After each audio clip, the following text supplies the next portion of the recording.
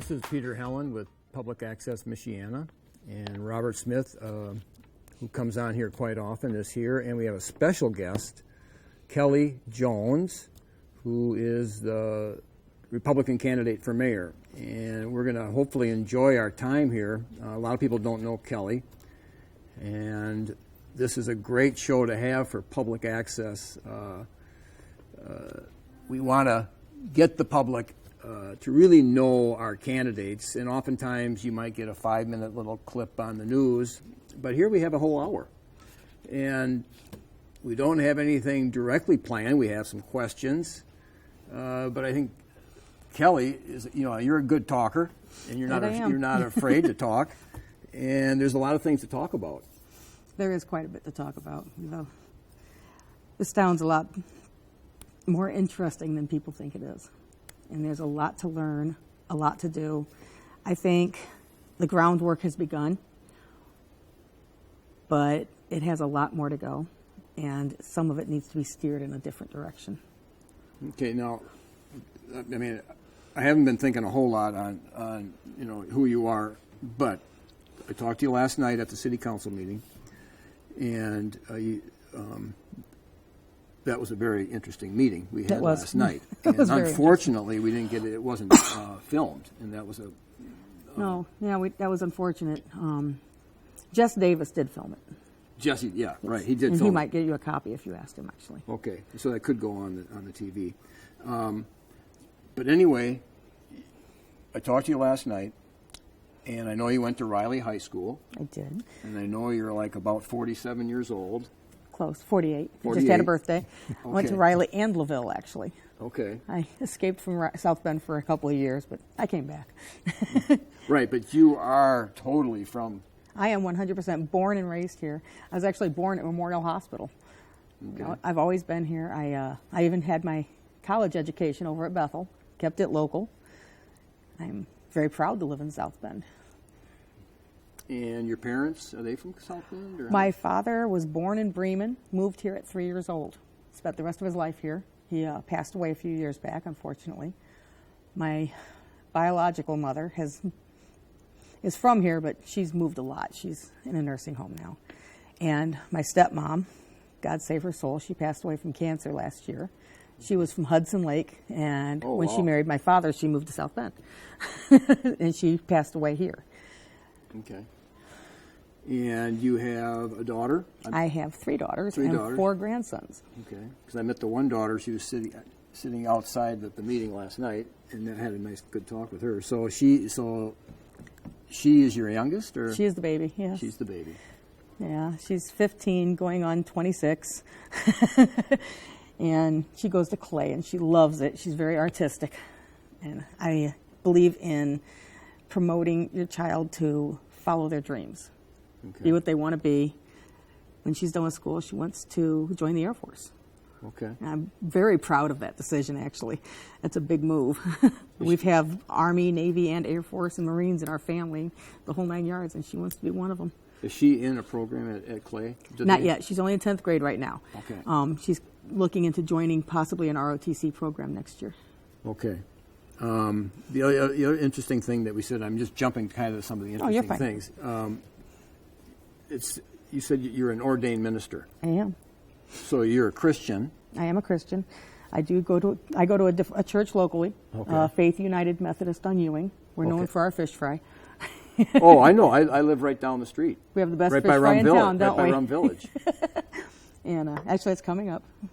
Keep an eye on it. Okay. I love my church family. As an ordained minister, I take care of all the weddings for the folks that don't want to go through a regular traditional type wedding. They're not members of churches, they don't go regularly, and they're not really wanting to join one or become a regular. They still want to get married, spend their life with their spouse. That's when I come in. Okay. I tell them, I am more than willing as long as you're not looking into weird satanic stuff. Right. You have to draw the line. Now, so you're under a pastor there, but you're still... I am ordained, but I am not ordained through the Methodist Church.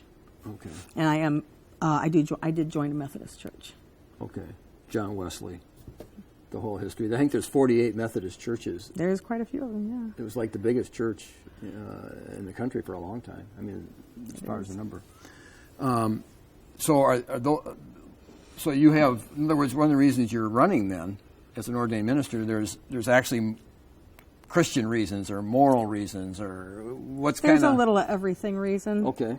My biggest reason, as a person who was born and raised in this town, I talk to people. I'm one of those people that loves to talk, if you haven't noticed. I'm a good talker. And people tell me what they want for their city, what they think the town needs, but it's not happening. Decisions are being made for what South Bend is told it's needed, but not for what the people of South Bend tell them they would like to see. And we need to find middle ground. We need to see what the people want, what the city thinks it needs, and find that lovely middle ground to make it work for everyone. And that's not happening. The dialogue is not happening. It is not happening at all. People go to the council meetings. They speak their mind. But I wonder how much of it actually goes beyond that point.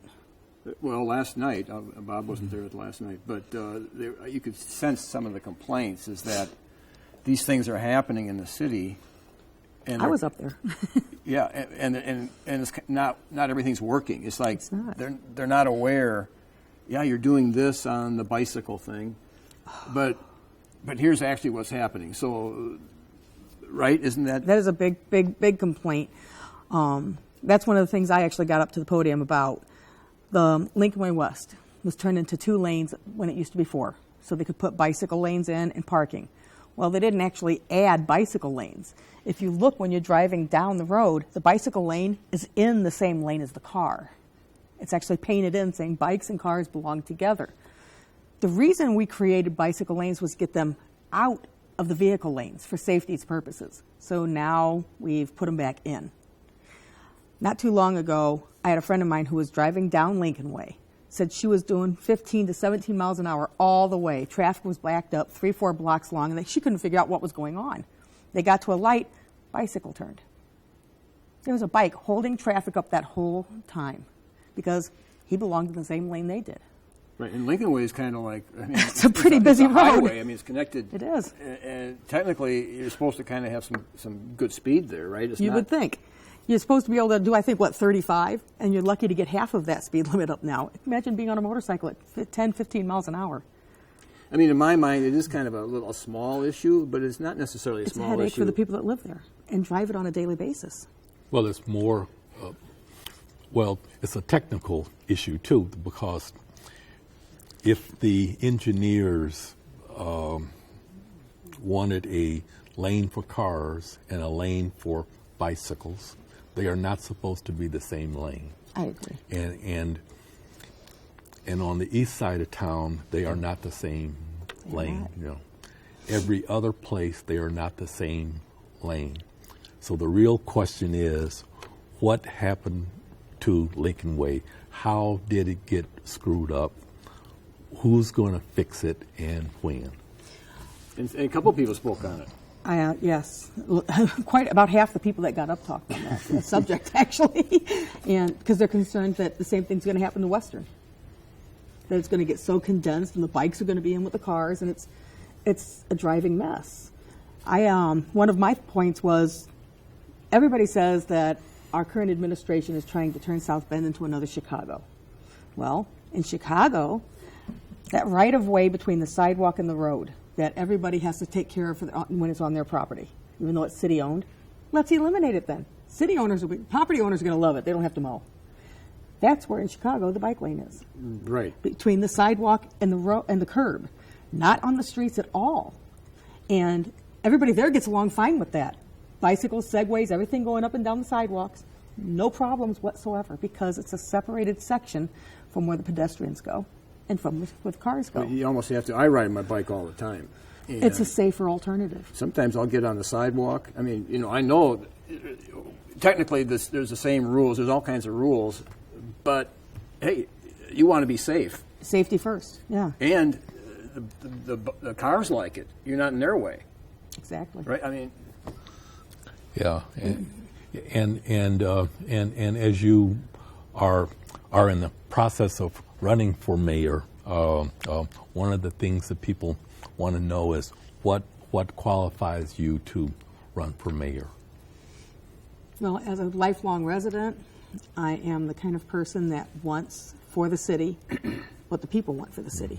We want safe roads, we want jobs, and we want homes that we can be proud of and neighborhoods we can take pride in again, because that's always been a big thing about South Bend. I don't care if you live on the east, west, north, or south side.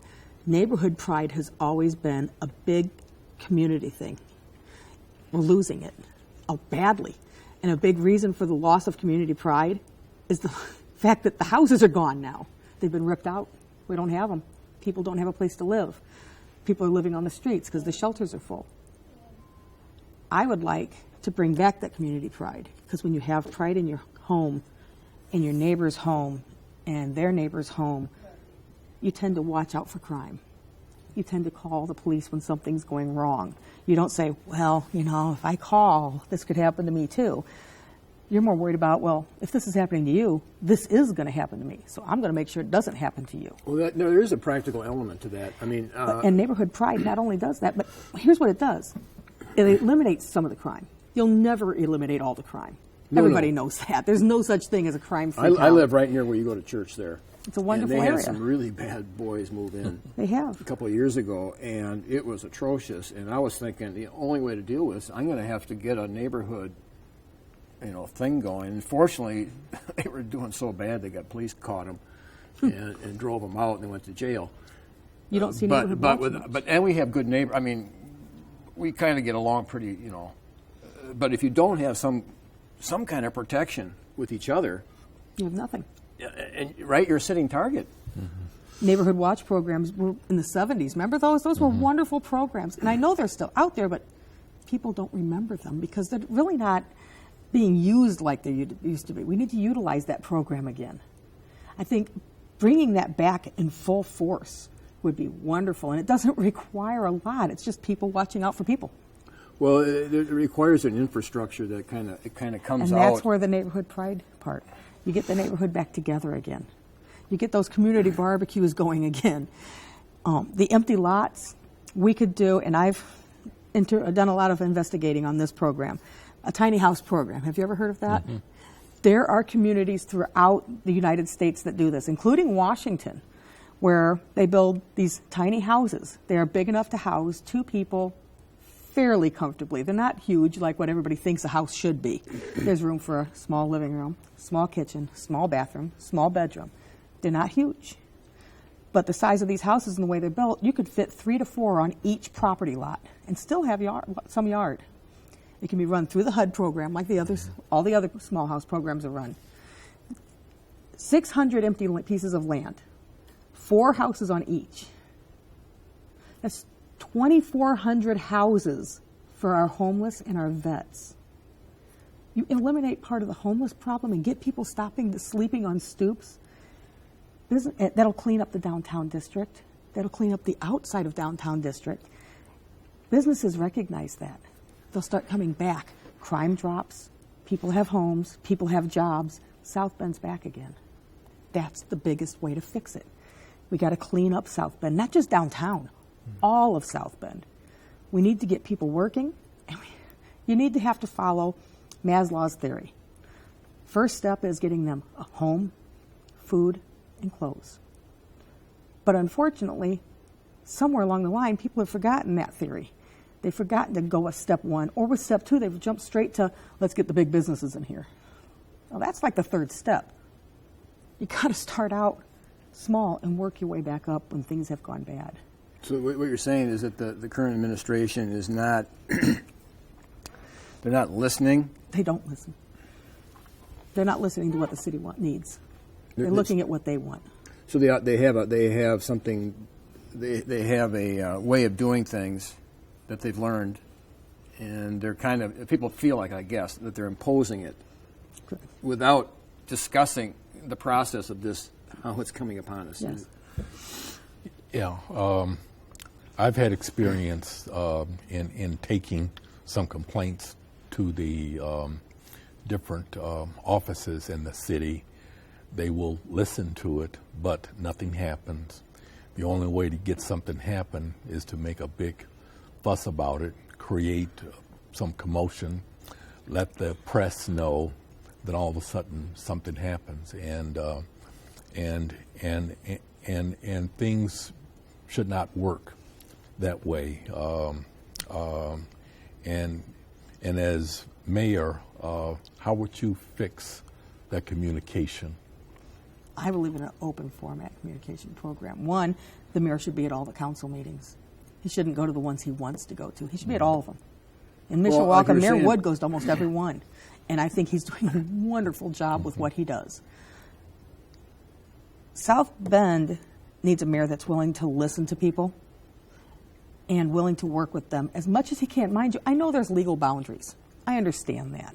There's things he can and cannot do. But he can listen to people.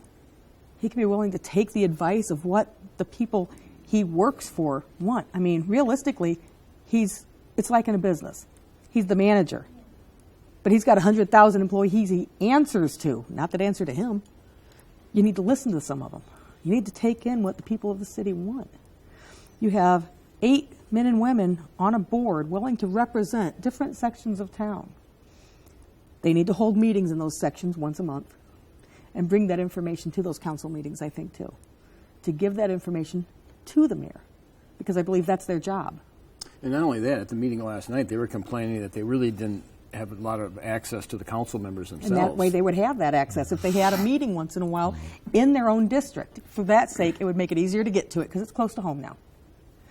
You can give your council member your thoughts on what you think is going on, what you would like to see happen in your area, and they will take that information back with them to the big council meetings that the mayor should be at to hear that information and fill his head with all that. Give it. I don't care if he has to just make notes and say, this is what's going on in my district. Here's what's going on in my district. Obviously, the mayor's parents both teach at Notre Dame, right? I know his father does. I'm not sure about what his mother does. Okay. I guess I've heard that. I haven't really. I've heard it. I don't know for sure. But Notre Dame is a big player. It's a very big player in South Bend. And sometimes the communication between South Bend and Notre Dame is not. It's a little obscure. Right. Right. It could be better. I mean, I suppose if you compared Ann Arbor's a model city in the sense, and they have the university there. And you go up there, you feel like the connectiveness, communication is a little richer. It is. I believe it is. And I'm not anti-Notre Dame, don't get me wrong. I love their library. Did a lot of studying there while I was at Bethel. I feel that many people in this town, the reason that so many people have become anti-Notre Dame is they feel Notre Dame owns South Bend. Notre Dame wants it, our administration gives it to them. That's not how it works. I don't mind working side by side by Notre Dame. I would have no problem with that if they want to help us. I mean, they're making money off of us the way we're making money off of their football games. Let's be realistic. Mm-hmm. Our hotels make some nice change when they have a good game. But the rest of the year, we don't hear from them until it's time for them to make more money from us. And that's wrong. We need to work together constantly to benefit both of us. That's actually one of the things we talked about on the public access idea, is to try to benefit Notre Dame by being more involved in a local community, which is when they graduate. I think Notre Dame would do well to invest in public access. It would benefit them. Yeah, because they're engaging the community. Exactly. And you can live on theories, but like we're seeing in our town here, some of the theories the mayor's bringing in doesn't seem to. Right. It's not harmonizing with where people live. That's correct. They're tearing down homes to build homes that nobody can afford and is being allowed. One of my problems with what's going on is the downtown. Okay, the smart streets, as they call them. Most people I know call them stupid streets. They don't find them to be too smart with what they're getting ready to do. But that's a theory. Yeah. They want to put roundabouts downtown. Have you ever been on a roundabout? I really, Do you think all that heavy traffic on a roundabout is going to be an accident-free zone? Because when you come up to it, if you've got cars coming around, you can't move till they do. And isn't that the whole idea of a street light? so that everybody can move at a nice, timely, comfortable pattern. I think roundabouts in the downtown district on a road that heavily trafficked, I see some seriously bad side effects happening with that. The turning 4-lane roads into 2-lane roads each, so you can have your bike lanes and your parking lanes again. I understand the concept. One, I would love to see parking lanes throughout downtown again. Free parking, not that you can only be here for 15 minutes or 1 hour either. Just parking in general. They could even put up the token machines like Chicago has. Make a little money off those parking slots if you want to. I don't mind that. Again, the biking lanes, put them in the right of way. I'm sorry, it doesn't belong on the street. That's dangerous for the bike riders. Always has been, always will be. Even if it's off to the side a little bit, it still has it imposes a danger. I see on the east side cars driving along the bike lanes, right in them. They don't care. Right. It's a danger. Yeah. They're turning it in, and I guess at one point someone admitted that the reason they're turning them into 2 lanes each is because they want to slow traffic down so people will look at what's in South Bend. What are they going to look at? The new hotel? On Michigan Street, all you're going to see is Century Center, hotel, hotel, hotel, hotel. Oh, I'm done with South Bend. What did I slow down to look at? Seriously. And the new hotels, are they going to have balconies so they can watch people slowly drive past? I mean, It's a theory. I'm trying to figure out why we're putting another hotel in. We got the Marriott, or whatever, what is it called, the Hilton now? I think it is. Is that the Hilton now or something like that? DoubleTree. It's gone through so many names, Yeah. it's hard to keep track. Then you've got the Chase is being turned into another hotel. And now we're going to put up a third hotel for a town that can't even fill the one hotel it's got. Who are you going to put in the other 2 hotels? Well, I The know. homeless? I know hotels. Is it for the Century Center? They say it's to book the Century Center up. Century Center doesn't book now. First off, if you want, the hotel idea is a nice thought, but I think they could have done a lot better use with the Football Hall of Fame. First off, they sold that building for 1/3 of what we owe on it. That's all they can get. 1.5 baloney. They were offered twice as much last year by a local college, and they turned it down. Really? They turned it down. It is in print. Follow the Check. Tribune. Thank you. They wanted So to that put is- a culinary school in there, and they were told that's not what they were looking for. I think a culinary school downtown would have been wonderful. Students downtown shopping. Students shop. I'm sorry, but they get that grant check, and they got that little extra that they didn't have to put towards schooling. They're out shopping with that. Right. Then you have the older people. That visit the and the Well, the culinary older schools people tend to have little like restaurants in observing them. younger people. They do. Who's kidding who? And culinary schools will have small restaurant shops in them for these kids to showcase their foods. Now you've got another restaurant form downtown that's constantly changing because in a school, you're never making the same thing twice. What This happened would on have that brought property? business in. What happened is that the administration stated that that was not something they wanted there, So So they turned it down. they turned it down, and They also told them they didn't offer enough money, yeah. 2.5, 2.8. and then they sold. But they sold it for 1.2 or 3, something like that, like half of that. Yeah, It was like, half of it. it's not what we want. You're not giving us enough money, so we're going to sell it to a hotel chain that's not doing that great up in Roseland. Because this man has another hotel up in Roseland already. Was that a mistake, or we No. don't? No, I think that was purposely decided. Oh boy. yeah. I don't have all the information with me. I do have a lot of the information on that. Trust me, I've got a notebook like this on everything that's been going on in this town. I've done a lot of studying. And So- it frightens me to think, who's going to pay for the rest of that? Now think, that means we still owe $5 million for a building we no longer own.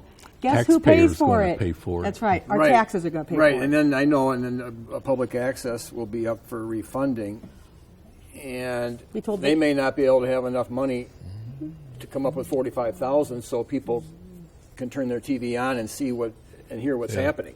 Exactly. Right? I mean, That's Right. exactly what's going to happen. Yeah. It'll hurt other areas of town because they did that. And we've got a bulk bill coming up due in 2020. Who's going to pay that? what's that? A bulk bill. Loans that were made to the city that are due. They're coming up due quickly. Now, when you graduated from Bethel Mm-hmm. last year, you majored in what Actually, I graduated this year. this year? I majored in the organized management program with an emphasis on economics. Okay, so that's why With a you. 4.0, thank you. Oh, really? Okay, so you really, okay, that's not easy. Well, I I know loved it that. at Bethel. I missed 2 days in 4 years. Wow. Okay. Like I Wonderful said, I school. graduated in Bethel in their Masters of Theology in 1990. I mean, I hate to talk like that. I will, but but more. I'm sorry. I'm a Bethelite. I'm proud of where I came from. They gave a Notre Dame leveled education because they are Tier 1. You know that, right? should Bethel know College is a Tier 1 school, Okay. right up there with Notre Dame, at about a third the cost. Who wouldn't want to go there? Well, I know they're very religious. Yes. I mean, very strong in their beliefs in the Bible and that. Yes. Now, Bob, I know how much time do you have? 0. 0. Oh, boy. Do you have one last question? As you got 0? Well, one, the public needs to see you. They need to hear you, I'm always here. such that they can associate a face with a name. Do you have any plans to get your name out in the public? Do you have any plans to have the media to help to get your name out there? Well, I'll be honest, media costs money. I don't get a lot of donations because this is an extremely democratic town. We'll be realistic here. But I will do anything and everything I can. I walk door to door a lot. I love getting out and just talking to people. I have literally walked neighborhoods talking to anybody out. If I see you outside, I'll come up and talk to you. Well, I'm downtown, and my daughter loves to come downtown for a cup of coffee down here at the Chicory. Oh, yeah. She loves the turtle mud coffee. While we're down here, I'll talk to people while I'm down here, at the Chicory or on the roads. I don't mind. And media-wise, honestly, I think I've gotten quite a bit of coverage as it is, and I look forward to more. I don't plan on doing commercials. I hate commercials. I think they're a waste. I turn away from the TV when they're on. I do not watch them. And the closer it gets to time to elections, people get more annoyed with them, be realistic, because I hear people saying, man, I wish it would be over with already. I wanted to watch something normal for a change. But definitely, you're looking at a David and Goliath, right? I mean, Basically, it's yeah. going to take the perfect stone with the Right. perfect throw. I just would like to see people pay attention to what they're voting for. Don't just presume because he's in there, he's the one that's done it right so long. Because just because you're in an office and things have gone right in this, Bob, we're going to say goodbye. Okay, he has to go. He's got a very important meeting. understandable. Because this has gone right or that has gone right doesn't mean he did it himself. You got to remember how many people it takes to build each department. And each person in that department did something to help with that. Given, if you work for a factory, you've got the crew that brings the parts in. You've got the people that put those parts together. You got the people that ship those parts out. Who gets credit for all that, though? The guy that's in charge of those departments. But he didn't actually do anything. Well, I mean, the mantra is that he's doing a real good job. But What's he doing a good job on? Well, I mean, that's a good question too. Everybody tells me, well, look at all the things he's done for South Bend. Tell me what he's done. What has he personally done for South Bend? How's the housing projects going? Where are the homeless besides the streets? Shelters are always full. I had somebody come up to me yesterday asking me if I could give them the money for a bus ticket out of South Bend because there's no place to sleep. I have a young lady I was talking to at a local Big Lots told me she's moving back to Gary because it's safer. What? She literally felt safer in Gary than she did here. Well, she doesn't feel that it's. Have you looked at the crime stats? We're worse. We are worse than we have been in the last 3-4 years. Crime is up that bad. Why? It's not being controlled. We need our police, and I know it's an old-fashioned thought, but sometimes old-fashioned attitudes work. Get out of the car and start walking. When police officers are on foot, and I know they do this in some areas, and I give a lot of credit to the police for the work they do. Don't get me wrong. I'm the first guy to call when something's going wrong. My brother works for the county police department. Okay. Get out the cars and engage with people. When police engage with the regular citizens, they aren't scared of them. People are afraid of cops because of what they see on TV. The media portrays the police department as these evil people that beat up all the black people, beat up all the Latino people, and get away with it. 1 or 2 bad guys has made the whole crew look bad. So they need to get out of those cars and engage with folks and remind them, we're just your neighbors. We're here for you. We're here to protect you and keep you safe from the bad guy that is out there. But I think the fear is there's this outside agenda that's kind of coming down on South There is. Bend, and the cops kind of are forced to go along with this. And I agree with that. Just like I think that look, Chief Boykins, when he was removed from his chair because of all the things that went on with those tapes, he was found innocent. So if he didn't commit any crimes, how is it he doesn't have his job anymore that he was fired from for committing a crime that didn't exist? It seems like you're not really allowed to ask that question. I'm asking, though. Right. Well, I will that's ask why it. it's a good Shouldn't thing. he get his job back? He didn't break a crime. If he didn't commit a crime, then he should have never lost his job in the first place. The good thing about a race is that these questions can be asked. Oh, yes. Okay. I ran a couple times for school board, and I only got 10% of the vote. So did I. Okay. Right. I got shot down by Roger Perrin, actually. Okay. Well, you're up against. Yeah. Well, he's pretty strong. But I was able to at least get some questions out. Right. So at a minimum, this is an opportunity to ask questions. It is. And I'm willing to talk to anyone that wants to ask a question. Anyone at all. I will talk to everybody. I love talking to people. Well, like in the other cities around us, Kalamazoo, Fort Wayne, Ann Arbor, Grand Rapids, they have a real big public access operation. Ann Arbor has 20 city employees, 10 full-time, that run their public access with many channels. And the idea, they tell me, is that the most watched show is the city council meeting. Mm-hmm. People, they don't want to go to the meeting, but they sure want to watch it. And you can't get elected unless you use public access because people want to really know who they're voting for. Well, here's another nice thing about public access. Public access can give the citizens another positive. When the committee meetings are being held, they could have a meeting where people have the right to find out what's going to be voted on. Press 1 for yes, press 2 for no. Call in and make your own votes. So that people, Everybody they're has getting a some choice. feedback. Exactly. They know what the people of South Bend want. They can, a touch-tone phone, and it can be on your voter's ID card. You have a several-digit code that says, this is me. Mm-hmm. You call the number on the PBS or the public channel. There'll be a phone number listed at the bottom. You call it on your touch-tone phone. You enter your voter's ID card number, and when the votes come up, you say 1 for yes or 2 for no. So they're getting some feedback. And you can stay on the phone for each thing that's coming up. Well, I've talked to Dave Frank on his idea, and I've come to agree with him on some. I don't agree. Several of his ideas I agree with. I Not totally all of them, agree but with the principle that this is a Republican. This is a republic, and it's representative government, and that the majority should rule.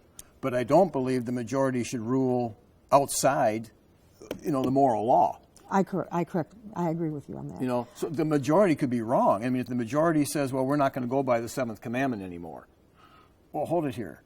That's chaos. Yeah. I mean, the 10 Commandments are something that's holds civilizations together. For decades. Right.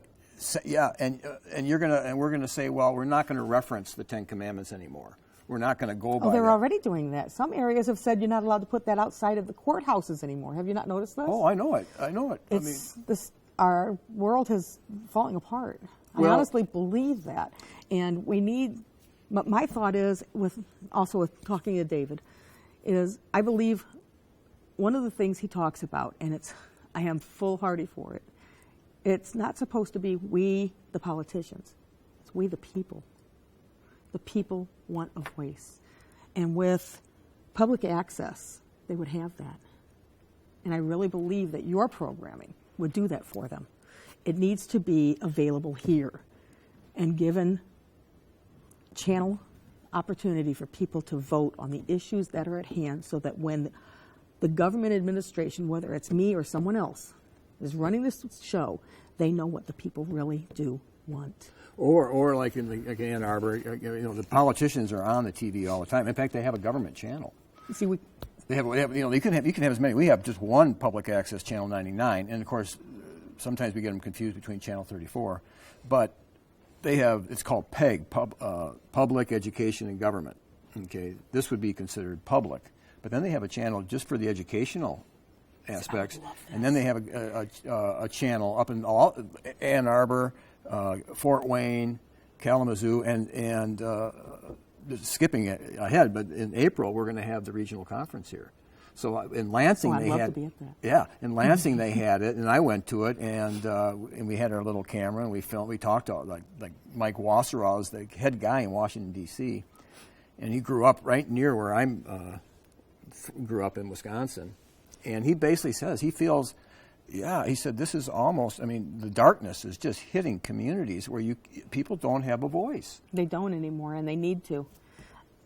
I don't think it's fair for the people to have to do what everybody. They're like puppets. You do this, we're going to do that for you. We're going to do that for you, and you just follow along. That's not how it's meant to be. Not in a republic. The people. Should have their strong. They should be participating. Exactly. They should be at the table saying, "Well, here's what I think." Exactly. If they can't be there, they should be able to be represented properly, and they're not. Well, I think there's a big frustration. Now, last night at the meeting, a lot of the talk was on like the bicycle thing and that, but also there was several complaints about one of the administrators on that website. That website. Well, okay, and I did look into the legalities of what that was. He legally did nothing wrong. Morally, what he did was wrong, and he knows. And I think anybody that knows that knows. Legally, what he did was not wrong. That's one of the things about our legal system. That's really. But you know what? On the same token, Henry did things that were wrong. He got out. He was proven that he wasn't fully guilty of what he did, but what he did was wrong, and he knows that. He paid a price for it, a big one, especially in media. Media tore him apart, which was wrong on their behalf. Well, it was a very interesting meeting last night. He didn't lose his position for that because they couldn't find that he did something legally wrong. But see, there's two. You got the law, then you have the moral law. I agree with that. The moral law says what he did was wrong, but the law that says how his job can be run says he did nothing wrong. But in the old days, people would never elect somebody. No, they would not. That like even a divorced person, like my dad. He just passed. Oh, no more. Yep. I mean, he really didn't have any friends that were divorced. I'm divorced. I'm happily not divorced. right, but you're talking about the old days, and my dad was of that school that his friends. I can't really remember a friend that was divorced. I mean, I know there was, but I'm saying where I lived. I remember growing up, it's like everybody was together. My favorite aunt, her and her husband met when they were in high school, and they literally died to the day 1 year apart. And we still to this day think he passed away from a broken heart because he lost her. But they were always there, and I'm sure they had their moments. No couple's perfect, everybody knows that, but they were that marriage that everyone wants. They were always so beautiful together. Even when they were mad at each other, they looked so doggone cute. So you're always like, that's what I want. I would love to have that someday, but you don't see that at all anymore. You don't see people, you see people getting married because, well, I got pregnant, I have to get married. Well, one, that's the wrong reason to get married. You see people getting married because, well, I don't want to be alone. Or it's just what I'm supposed to do. Find that one person that makes you truly happy before you get married. That way, your wedding lasts forever. Mm-hmm. And I truly believe that would help with the part of the problem South Bend has, and the whole country, to be honest with you, the world really, is single parents, not just single moms. There's single dads with custody. Fewer. I mean, not really. My dad raised me. My mother left when I was 9 months old. Well, my father raised us. The complaint usually been the last 50 years they've tended to give the mothers. I mean, they tend to, but it does have. I know a lot of men that have custody of their children. Yeah. And where's the other parent? They're off doing their thing. We need, even if you're going to be out together, we need families that are willing to work together for the sake of the kids. Mm-hmm. Kids that have stable structure, whether it's in one house or two, if it's a stable structure, tend to do better. They grow up with less need to be in crime. They want to be education. They want to have what everybody else has. I have a teacher friend of mine that was there last night. The one from Clay. Right, went to Yes. Clay and taught for 42 years. Nice young But lady. she claims, and maybe she's exaggerating, but she can pick out a child that's raised by a single mother. I mean, I don't know if she's just saying that, but I wouldn't be surprised More often that than not, if you probably can. Because, when you don't have the structure, the kids tend to act out. They do act out more. My daughter's lucky. Her father and I get along wonderfully. We may not be together, but we get along wonderfully. And I think that's better for her. Because we get along, we're willing to talk with her, work with her, and discuss things so that life is better for her. We cater to her a little bit, I admit. Not so much that we shouldn't be doing anything we shouldn't, but I let her color her hairs pinks and the blues and the greens and all that weird stuff that she likes to make herself look like. She's a very artsy person. She has everything she needs. She has a lot of the things she wants. She loves school. She Really? absolutely loves it. Going to Clay, we're in a Riley district. She hated it there. Or you can. Magnet school. Okay. As long as you've got the grade point average, you can go to a different school. She hates missing school now because she found a school she clicks in. Well, you only missed 2 days at Bethel. I found a school I loved. When you find an education that makes you happy, you have a family that is behind you, supporting you fully, those are the kids that succeed. They need education, good education.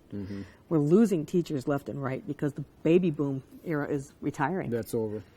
And yeah, it's scary. We're losing them left and right. And we need a good education. We need families that are supportive of their kids and each other.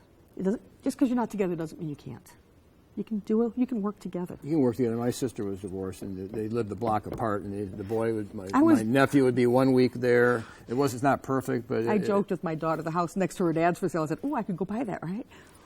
Oh, no, don't do that, Mom. Well, on the school, I'm kind of I substitute taught.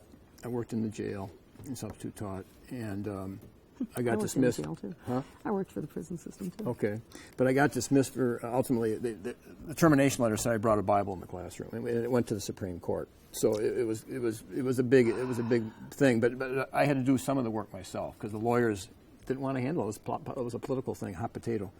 But the Indiana Constitution actually says, which is different than other states. Other states don't actually come right out and say it. But the Indiana Constitution says that the purpose of school in Indiana is, number one, to encourage by all suitable means moral improvement.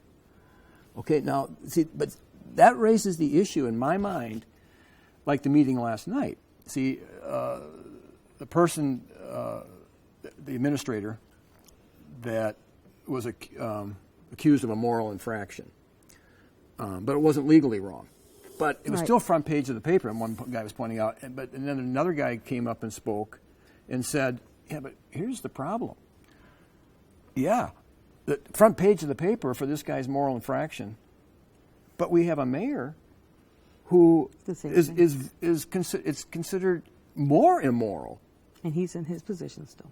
What's the effect? I mean, here's public school. It says the purpose of school is moral improvement. And yet, here we have a mayor who was number one in his class out of St. Joe, goes to Harvard. But how can you be number one in your class if you're immoral? I mean, how could you be considered a success? I thought, based on success, has to have a moral component. I mean, do you have a successful child if she turns out immoral?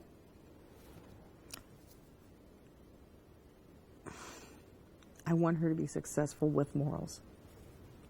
Right, That's what I want for my don't child. Forget, the word moral is up for definition by everybody in their own sense of being. But nobody will ever But the see Ten it Commandments are written in stone. I mean, what's your opinion on the word moral changing? Well, the Ten Commandments don't change, so the word, actually, in my case, Indiana law was written in 1851. So it says the purpose of public school is to encourage. So I looked up Webster's dictionary, which was 1828. Okay, so I was assuming that they probably used Webster's dictionary. Webster said the word moral, number one, has reference to the law of God as the standard. That's what it means. So, and as a Republican state, I can understand it saying that. Republicans do believe in following biblical standards.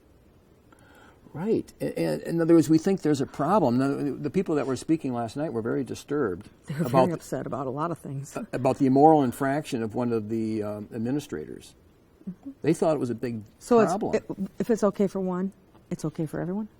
Or if it's not okay for one, then it can't be okay for anyone. That was the basic what they were saying. If it's okay for this one, then it's okay for everybody else. Is that what we're saying now? Well, when Bill Clinton... That's basically what's happening. Remember Bill Clinton's infraction with Monica? I didn't actually, yeah. Well, a lot of people felt that further put us on a moral downslide. You know, they didn't think it was helpful for the country, that example was there. So here's the thing. Don't you know, you're running for mayor. Don't you feel that the mayor has some kind of responsibility to act morally? I do believe that there's a consequence if you act immorally for the community? I do believe that as the mayor, you have to be held to a higher standard. Any government office, you need to be held to a higher standard. And why? Because the people community's look to you. Just like the ministers and the priests, the community looks to you for the standard they live by. If a child's affected by the parents, if you live immorally in front of your children will grow up with bad morals. And don't the leaders of a city have? They're not your parent, of course, but don't that leadership position has a relationship to the office. I mean, you understand what I'm saying? So if a parent's immoral, going to have bad consequences. I agree. If the leaders of your community are immoral, won't it also have bad consequences? I do believe it will. But on the same token, how do I put this? Morals have changed, unfortunately. But hold it here. Not by definition of the Bible, but by definition of mankind. By power and money? That I believe has a big part of it. It is. Honestly, I think money talks before anything else. And that's a very sad part of our world. That's everywhere. If you don't have a lot of it, you're nothing. And you never will be. Pete has $300,000 plus to work with this campaign. I have $98. Guess who's Goliath? You know, he's Goliath. And I understand that. But on the same token, that $98 is all I need. Because all David needed was a stone, right? That's right. That's my stone. I want to remind people that when you vote, think of all the aspects. Don't presume that the boss did all the work. Pete's getting credit for all the things that have gone right in South Bend. What about the things that have gone wrong? People forget about that. What about those homeless sleeping in the door frames and window frames along Michigan Street? I've seen it. The trash piling up because areas aren't being cleaned. I was driving the other day and thought, you know what? I knew somebody growing up that lived in Miami Hills. I wonder what it looks like there now. Oh, I know somebody wants to move out There's of there. There's a part of the parking lot that's caving in. The building, the paint is falling off. The maintenance guys are parking in handicap spots because they feel they need to park there to work on the building. So the guy that's handicapped can't park now. It is the most disgusting place I've ever seen in my life. Trash everywhere, and I'm told, they don't clean that up anymore. Oh, no, I know somebody wants to leave out of there. But isn't it our government's responsibility to keep it clean since it's government-run property? Well, why isn't that being done? They're slacking on keeping our town visual. They want to pretty it up, but they don't want to clean the trash up. They clean up downtown. Well, what about the rest of South Bend? So in other words, just the big money people, what they see. They want to make the whole downtown area better for traffic. They want to make Lincoln Way better because it's a main thoroughway. What is Michigan Street then? South Michigan Street is horrendous to look at. Have you seen it? I'm afraid to drive down it some days because the holes in the road are just so dangerous. It's the main thoroughway from Indianapolis is through 31. That's where they see South Bend. Yes. And what do they see? Hookers walking up and down the streets. We got one of those nasty bars on the street, and everybody knows what it is. You don't have to have a special sign to know what that bar is. Mm-hmm. We have grocery stores that are painted in pinks and yellows and purples. And Chicago ain't got nothing on us. I look around when I'm driving down that street and I think, is this where I'm supposed to be proud of living? Because this looks awful. Shouldn't we be fixing this too? Why are we putting $30 million into downtown when all of town needs help? Do you think it's because of Notre Dame kind of thing? I don't think it's Notre Dame. I think it's one of the agendas for what's happening to this town. The foreign agenda that's coming in on us. I do. I think it has a lot to do with that. But maybe he picks it up from Harvard, his outside connections. Well, he has people come in and tell him, well, this is what South Bend needs, that's what South Bend needs, and he listens. Well, I know the thing that was a little disturbing is that they had a town meeting at Kroc Center. Mm-hmm. I knew about it about half an hour after it started. Well, this is to determine if you wanted what kind of police chief the local people wanted. Yeah. And the next day, the paper said, I think it was like unanimous. People want a police chief from the area. And that was the only point of discussion the whole evening. From the area, and yet he came in from Valpo. No, he came from the police chief. He had 3 candidates, all from outside of town. Current police chief was from Boston area. Oh, I thought he was from Valpo. No, he's from the Boston area, and he had been in Tajikistan. That was where he was from. He was working in Tajikistan, and one of the people locally says a mercenary from Tajikistan. I don't know if that's, but that's kind of how people see it. We need to learn to keep the people that live in South Bend working in South Bend. The construction for 31, the man that did the layout for it, they're not from local. That company's from Pennsylvania. I looked into that. Who's doing the work? Is it going to be local union workers? I doubt it. Because local union workers aren't just the only ones working. They hire outside the union as well, which keeps people that are local working. Mm-hmm. Is that who Pete's going to hire to do all this? Or is he going to bring them in from Chicago, like he did some of the police department? A lot of our new police come from Chicago, because I'm told they train them here, and then they go back. You know, our homeless are bused to us. They're given one-way tickets on a Greyhound and sent to us from out of town. And why do they do that? Because of our homeless shelter is so wonderful. They forget to tell them it's also full at all times. You have 1 year, and then you're given a kick to the street. So then these people stay here in our And then they have nowhere to go. Wow. That needs to stop. Stop bringing them in. We need to stop coming in from other towns. We need to take the ones we have and get them in homes so that they can have an... Are you going to hire somebody who doesn't have an address? It's too risky. And this ID thing of his is a joke. We're going to spend, a couple million to create ID for people in South Bend. Why don't they just go down to the BMV and get one for free? You can have a free identification card from the BMV. Anybody can, if you're legal. And if you're not legal, that's easy enough. Just go get a green card. Now you can go have a BMV ID, and you have 2 forms of ID. You're working. No big deal.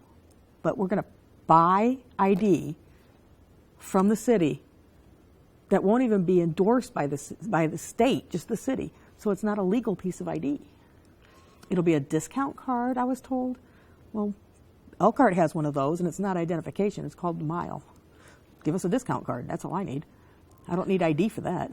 Well, some people are going to say you're not sophisticated enough.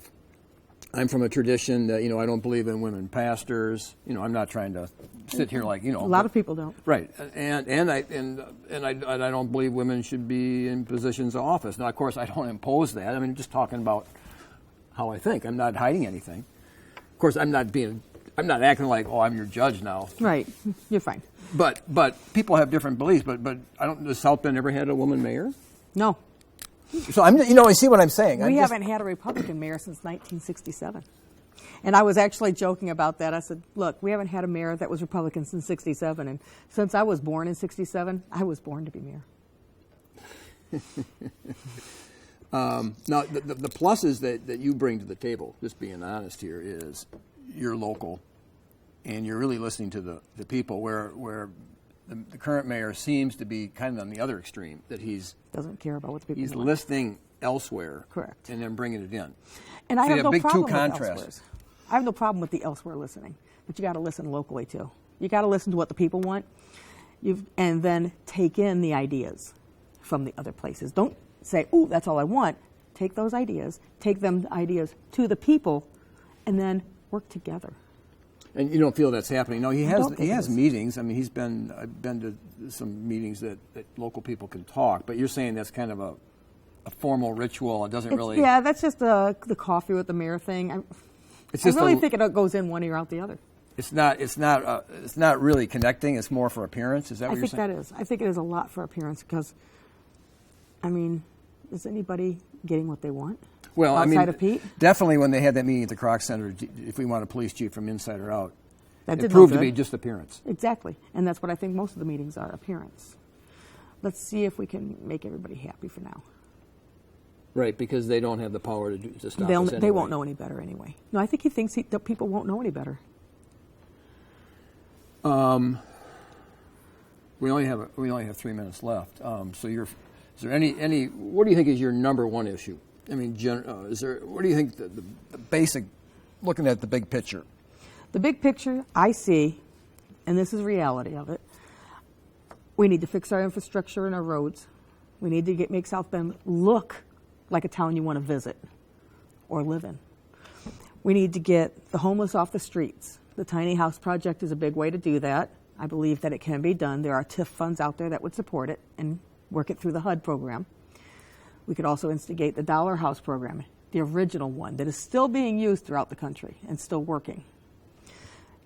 Once you get the town looking nice, you get the homeless off the streets, and you get people proud of where they live again, crime will come down a little. Not a lot, but then the jobs come. And when the jobs come in, because they're willing to come back because your town's a little safer, it's looking better, it looks like we're getting some training done, we're gonna bring some jobs in. Well, now there's less crime because you don't have to steal if you're working. Mm-hmm. So more jobs are going to come back because the crime's down and it feels like a safer city, which brings the crime down a little more, doesn't it? Mm-hmm. I know we'll never eliminate crime. But crime is a big deal. And you know what? I lived near a crack house once. I called the police, and you know what they told me? Can you get us proof? It's not my job. I don't know how to get you proof of anything. They didn't want to investigate it unless I gave them the proof. Right. Isn't it your job to investigate? Yeah, I mean, of course, you're an ordained minister, so obviously the goal for a Christian is to create an infrastructure that's comfortable and for everyone. That people come to Christ, that you're trying to, that you address their soul's needs. Yes, you have to address the soul and the body. Yeah, and once they realize, hold it here, I don't want my soul to go to hell. Instead of fearing the cops, number one, they should fear God, number one. I agree. I don't fear cops. I never have. I know people that drive down the street like, oh, there's a cop behind me. So? There's a cop behind me the other day. So what? Yeah, but he's going the same way I am. So what? Yeah, but if you were living in Stalin's country, if you're living a life that you're doing, you're going to get in trouble, then you're getting a little paranoid. So here's a thought: clean your act up. You don't have to worry about it. Okay, we have to wrap the show up. So this is Kelly Jones running for mayor on the Republican ticket here in November, and you have a website. I do. Okay, I think Facebook page. Okay. Just a Facebook page right now. And your website is? It's just Kelly S. Jones. Look for a picture of. Actually, it's a picture taken here. It was a very nice picture of me that was taken. Okay. So they can look you up on Facebook. They can look me up on Facebook. Kelly S. My Jones. summary of intent is on my Facebook page. Okay. You can't miss it. And you know what? If you want to talk to me, you are more than happy to send me a message on there, and I will reply to everyone as I can get to them. I promise. Okay. I am good for listening. Okay, so we're wrapping this up. This is Public Access Michiana, Peter Helland, and Kelly Jones.